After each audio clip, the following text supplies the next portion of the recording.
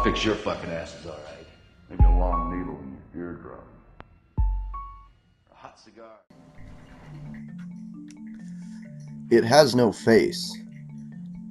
I couldn't find the author for this particular creepypasta, but I will leave a link in the description and you'll be able to visit the page for yourself. And if you just so happen to find the name of the author, please leave a comment and I will give him his proper credit. Or her.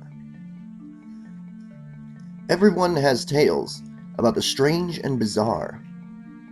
My story is about how my half-whole mask saved my life and continues to save my life to this very day. Late in December, I was traveling north from California to my home state of Oregon. Nothing fancy. I was just going to visit the family for the holidays. On my way north, I hit a small snowstorm. Nothing awful, just a lot of snow falling all at once. I wasn't worried about the small increase of snow at first, considering I had snow tires installed before I started my long journey home.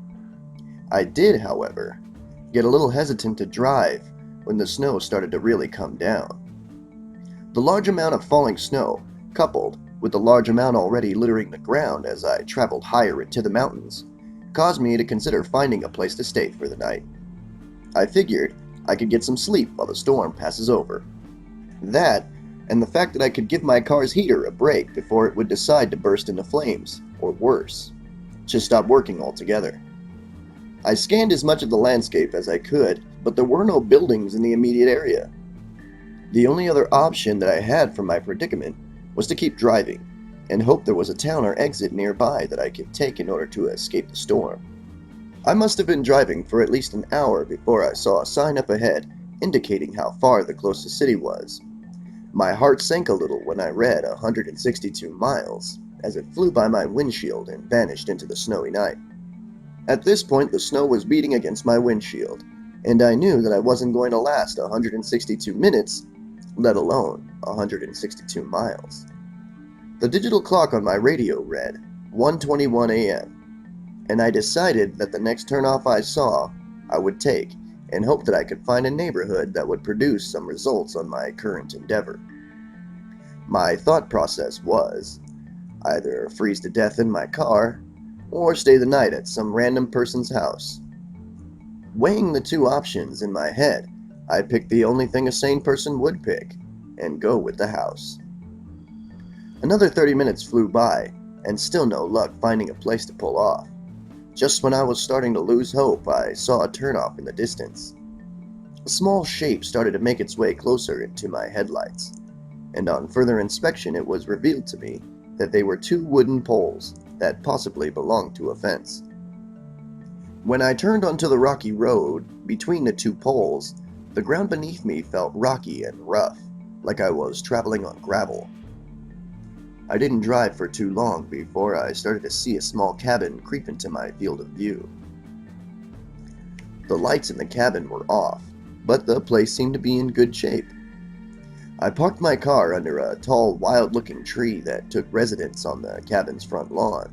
Getting out of my car, I immediately grabbed my extra jacket and put it on, pulling the half-whole mask I wore around my neck up and over my ears to keep the heat around my face. I put my cap on and trudged up to the cabin after putting my cap snug on my head. As I traveled through the cold, windy night up to what I felt was my salvation, I immediately regretted not getting any gloves for my hands. Despite the irritation I had with my hands, my face and the rest of my body were comfortably warm, so I didn't have much room to complain. I stuffed my frozen hands deep into my pockets and continued my journey across the cabin's lawn. As I made my way to the door, I noticed something odd. There was no indication of life anywhere. There wasn't even a car in the front yard. Taking my right hand out of my pocket, I knocked 3 times, waiting patiently before saying, Hello? Is anyone in there? I'm sorry to bother you so late at night, but I need a place to stay for a few hours. So I knocked 3 more times on the door, hitting my knuckles harder against the aged wood of the entrance. Hello, I said again a little louder before continuing with, I'm not here to rob you or anything. I just need a place to stay for the night. I promise I'll be gone by sunrise. As I finished my sentence, I touched the ornate metal door handle, noticing that the door seemed to be unlocked. I said in a loud voice, "I'm coming in now. If there's anybody in there, let me know now, please." I pressed the metal lever down, finding it a bit odd that the door was unlocked, and opened the door with little resistance on the other end, closing it behind me with the same resistance, despite the fact the door looked really old. Looking around the area, I noticed the cabin had 5 rooms. The living room, which was the biggest room, a small kitchen, an even smaller washroom, and what I assumed were 2 small bedrooms in the back. No lights were on inside the cozy cabin, making it almost pitch dark if my eyes weren't already adjusted to the darkness from outside. I decided the best thing to do would be to search for a light switch, so I took out my phone and turned on my flashlight app to scan the walls. My scan produced no results, however, and at the risk of losing precious battery power on my phone, I decided the best option would be to turn off the light and put my phone on airplane mode. Before turning off my light, I studied the paintings hanging on the wall that I glossed over in the initial scan. Each painting that had crossed my sights was just typical landscapes or harbors, things like that.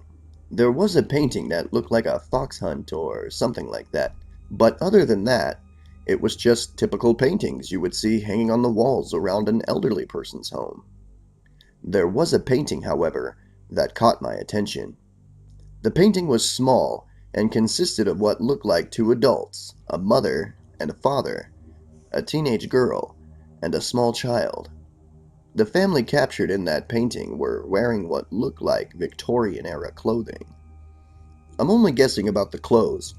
I mean, they could have been from the 1800s or the early 20th century. The point is that the clothing was very ornate and regal. There was something really disturbing about the image in the painting, though. The faces of each member of the family looked like they were smoothed over with clay. It's kind of hard to describe it, but the 3 family members looked like they had no facial features.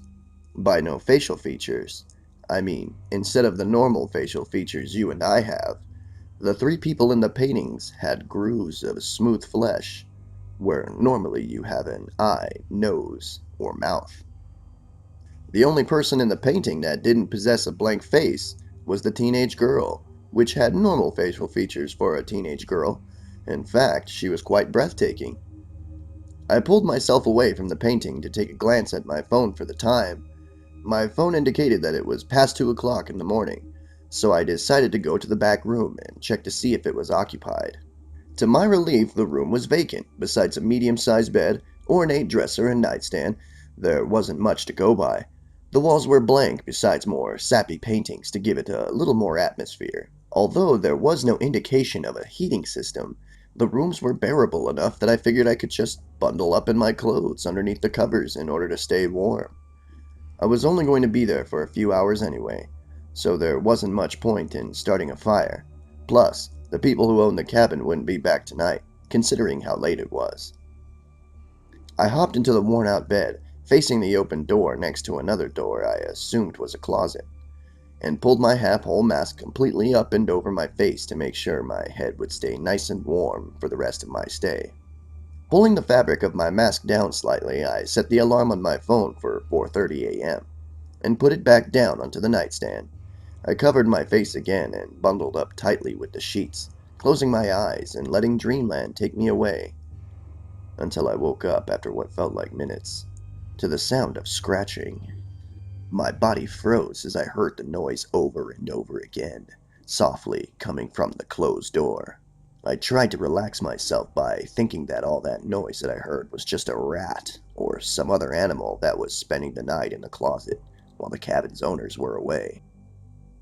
Quietly, I shifted onto my back, pulling my half-whole mask down slightly so a little slit appeared, giving me a small window to look at what was out there. I laid on the bed stiff as a board with my cap and mask covering my face in such a way that it acted like a visor, giving me a small peek at what was in the darkness.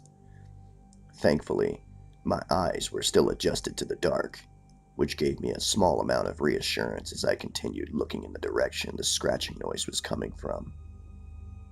The scratching continued louder and longer, for what seemed like minutes, until just like that, it suddenly stopped.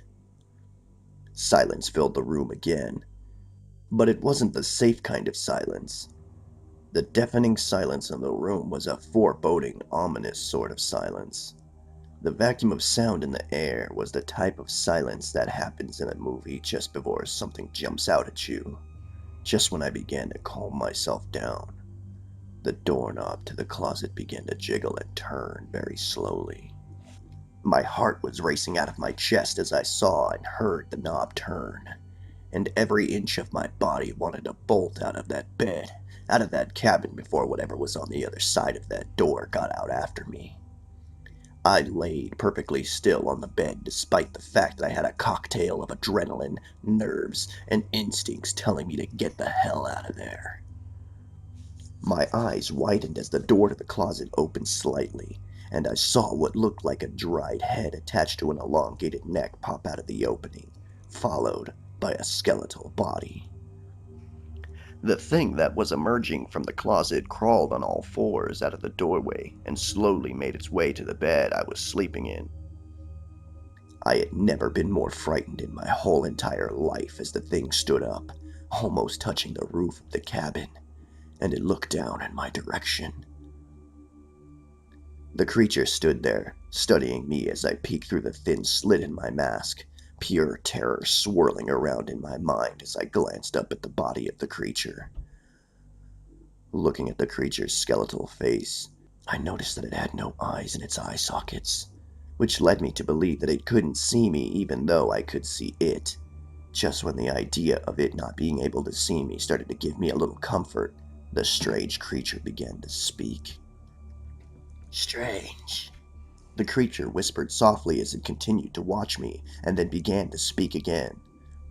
"It has no fear of me."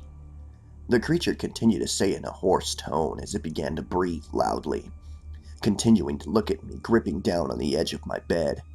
Feeling the creature's bony hand touch the edge of my bed caused my brain to go into complete panic mode. The only thing that stopped me from jumping up was the thought that maybe the creature believed I was dead or asleep and wouldn't attack. "How can it not fear? How can it not fear me?" the thing said through clenched teeth, before loudly gasping and suddenly pulling back with its mouth open in an expression that seemed like fear. "It has no face," the thing whispered to itself as it continued to back away. "It has no face," the creature said again, but this time louder than before and slightly more threatening. "It has no face," the creature shouted as it backed off further away from the bed. I heard the thing breathing loudly and quickly before calming down and slowly returning to my side of the bed. Leaning over me slowly, the creature continued to look at me before softly beginning to breathe on my face. I could smell its foul breath, even through the mask. The smell was so powerful that it took all my strength not to gag as a reflex to the awful stench. In my mind, I made the choice to keep motionless, and not do or say anything that could compromise whatever illusion I was giving the thing that was currently studying me. The creature breathed on me again softly. The stench I smelled from its breath could only be described as pure death, which only strengthened my resolve to stay perfectly motionless. "Strange," the thing whispered at me again, leaning in close to me to the point where I could see and smell its decaying flesh. The creature slowly reached for me, its hand slowly moving towards my face. With every inch that decaying hand moved, I couldn't help but feel my situation becoming more and more dire. I thought that this was it for me. The creature would kill me tonight, or take me away and torture me, then kill me, and no one would know what happened to me. No one would find my body out here, and no one would know my story. I could feel tears start to swell up in my eyes as I thought of everyone I ever loved being yanked away from me in this one moment. "No face, no face, no face," The creature softly chanted as its hands crept ever closer to my face. I could hear the anguish in the creature's voice as it continued chanting over and over as it reached for me. As the creature's long bony hand crept only centimeters away from my face, I braced myself for the worst, making the last thoughts I would ever have about the people who I loved. Just as I thought my life was all over, a sudden loud noise erupted from the room, filling the ear closest to the nightstand with a flood of beeps and causing the creature to scream and jump back. As the noise continued, the creature threw itself back against the wall, shrieking uncontrollably in terror as it stumbled back towards the closet. I was dumbstruck for a second before the thought came to me that I had set my alarm for 4:30 a.m., which must have been the source of the noise.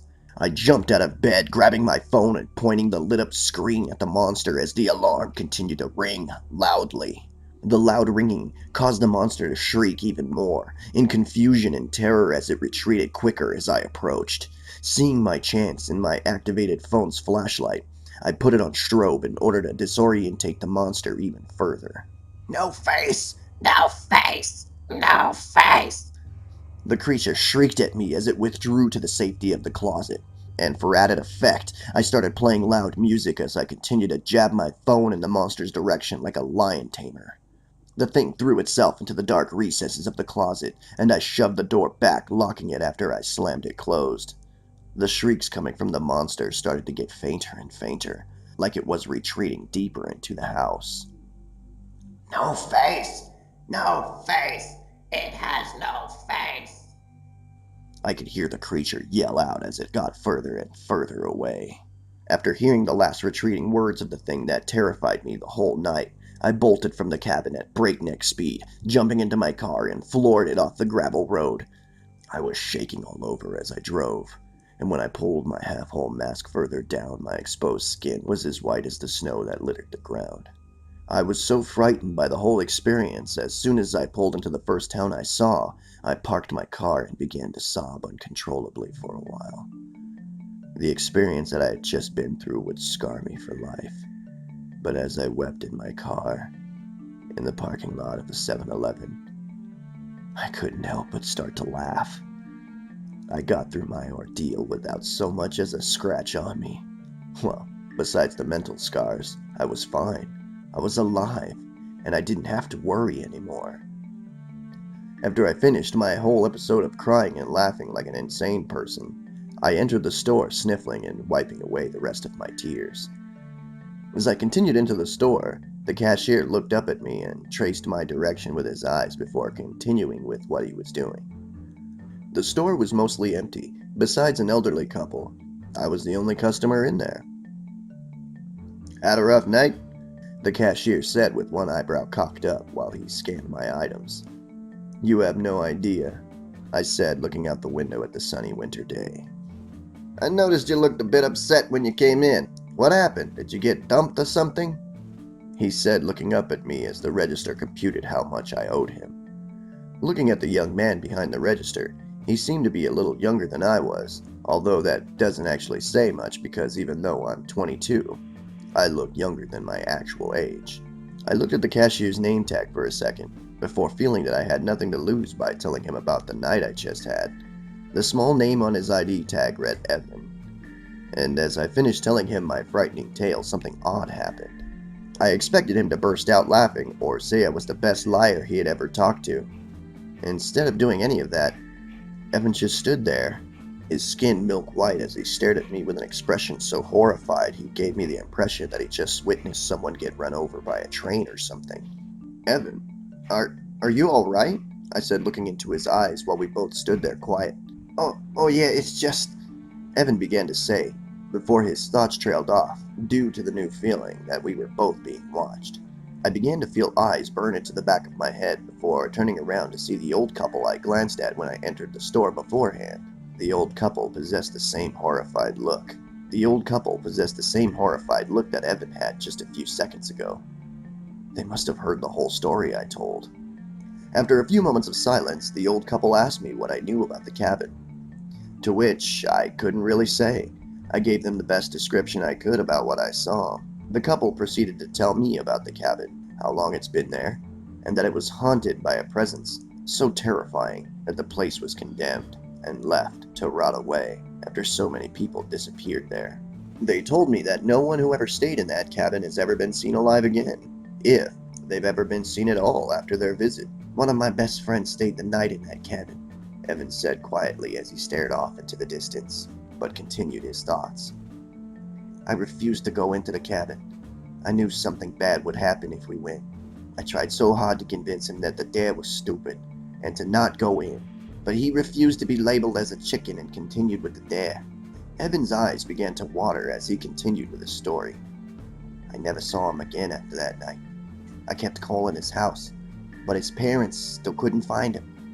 We put out flyers and billboards, but we never had any luck.